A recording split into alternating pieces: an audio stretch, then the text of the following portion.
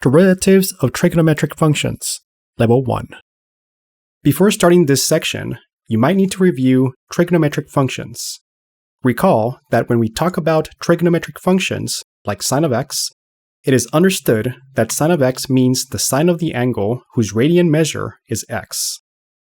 Get ready to set your calculator to radian mode when working with trigonometric functions.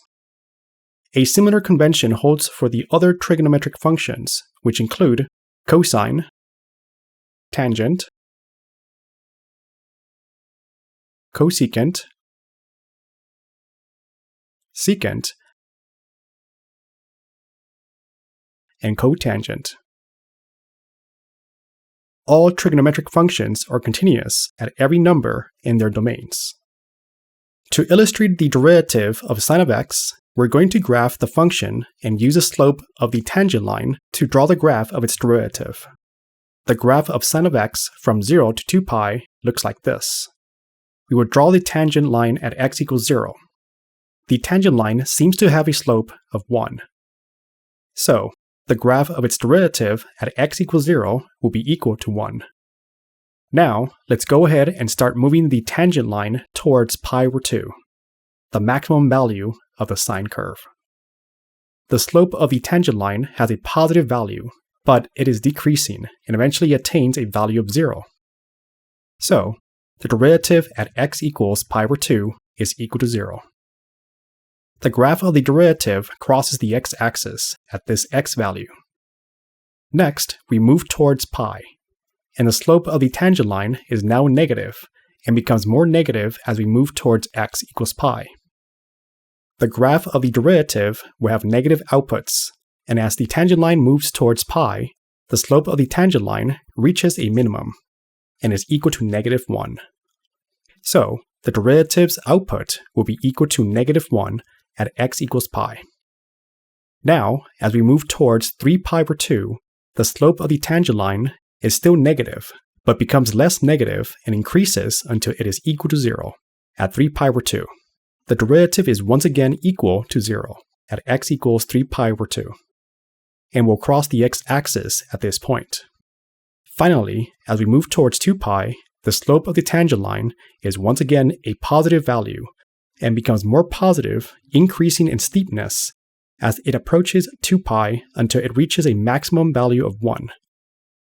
The derivative's output will also be positive as it reaches the maximum value of positive 1. Now, by closely inspecting this graph, we notice that it looks awfully familiar. It seems to be the graph of the cosine curve. Let's confirm our guess that the derivative of sine of x is equal to cosine of x. Let's use the limit definition of the derivative to derive it and confirm that this is the case. Starting with the limit definition of the derivative, we go ahead and replace f of x with sine of x. And then we're going to use the sum identity for sine. This trigonometric identity should have been covered in your pre-calculus or algebra 2 class. We're going to use this identity to replace sine of the quantity x plus h with the sum of sine of x times cosine of h and cosine of x times sine of h, as follows. From here, we're going to distribute the denominator h with the first term and third term. We're also going to distribute the denominator h with the second term. Next, we're going to factor out sine of x in the first fraction and rearrange cosine of x in the second fraction. Now, we're going to distribute the limit to each term, as follows. Here, 2 of these 4 limits are easy to evaluate since we regard x as a constant when comparing a limit as h approaches 0. We have that the limit as h approaches 0 of sine of x is just equal to sine of x, and the limit as h approaches 0 of cosine of x is just equal to cosine of x. The limit as h approaches 0 of sine of h over h is not so obvious. But from the limit video series, we proved that the limit as theta approaches 0 of sine of theta over theta was equal to 1. This was proved by using geometric arguments along with the squeeze theorem. A second special trigonometric limit that was covered was the limit as theta approaches 0 of the quantity cosine of theta minus 1 over theta, which was equal to 0. using these special trigonometric limits, we now replace each of the respective limits with the corresponding values. Doing that, we get sine of x times 0 plus cosine of x times 1 is equal to cosine of x. So, we have successfully proven that the derivative of sine of x is equal to cosine of x by using the limit definition of the derivative along with the two special trigonometric limits. Now, let's take a look at the derivative of cosine of x using the same graphical approach. Once again, let's draw one full cycle of the graph of cosine of x from 0 to 2 pi.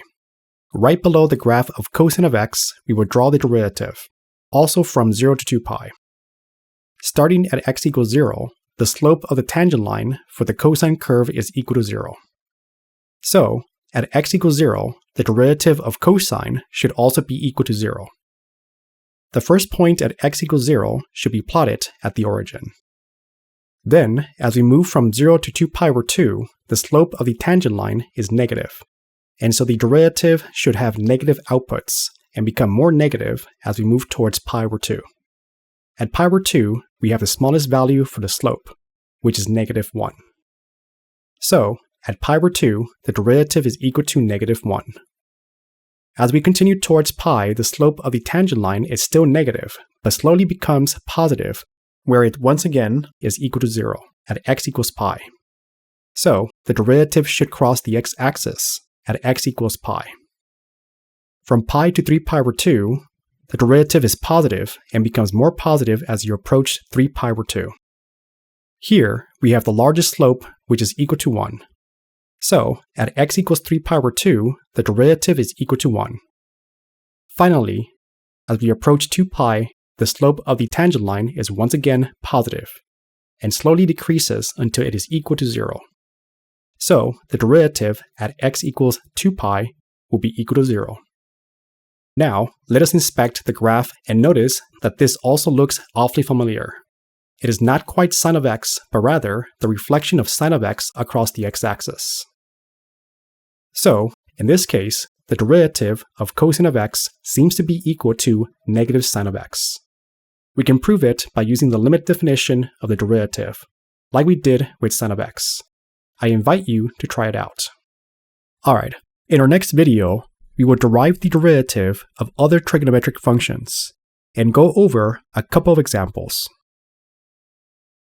If you enjoyed this video and you fortified your math knowledge, please like the video, share it with your friends, and if you're new, consider subscribing to the YouTube channel.